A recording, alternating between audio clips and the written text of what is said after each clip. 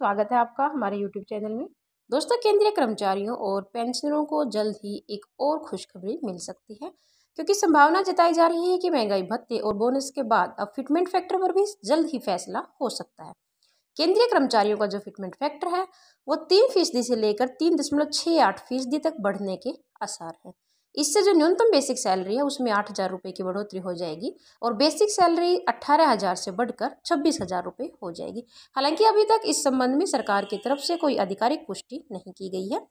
दरअसल जो सरकारी कर्मचारी हैं वो लंबे समय से फिटमेंट फैक्टर को बढ़ाने की मांग कर रहे हैं, क्योंकि फिटमेंट फैक्टर में बदलाव होते ही कर्मचारियों की जो पूरी सैलरी है उस पर इसका असर दिखाई देगा। आखिरी बार 2017 में एंट्री लेवल बेसिक पे 7,000 रुपये प्रति माह से बढ़ाकर 18,000 रुपये की गई थी। अब कुछ मीडिया रिपोर्ट्स की माने तो 7वें वेतन आयोग के तहत मोदी सरकार द्वारा कर्मचारियों की न्यूनतम सैलरी को एक बार फिर से बढ़ाया जा सकता है।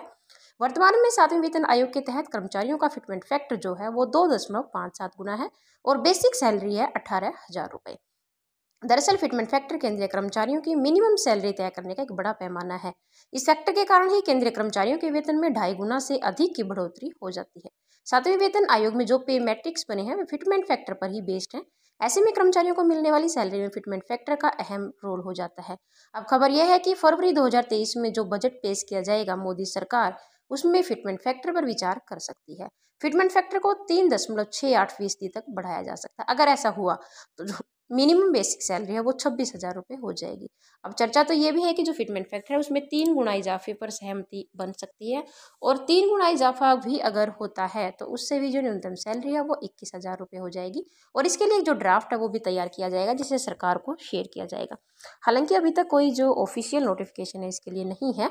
इसका 52 लाख कर्मचारियों की जो बेसिक सैलरी है उसमें 50,000 से 96,000 रुपये तक का लाभ है जो देखने को मिलेगा। केंद्रीय कर्मचारियों को न्यूनतम सैलरी के तौर पर अभी जो 18,000 रुपये मिलते हैं, अगर किसी कर्मचारी की सैलरी 18,000 रुपये है तो भत्तों को छोड़कर जो उसकी सैलरी है उसको 46,260 रुपये का लाभ हो जाएगा। अगर फिटमेंट फैक्टर 3.68 होता है तो उस केस में जो लाभ है वो 63,000 रुपये तक का जो लाभ है वो हो सकता है कर्मचारियों के लिए।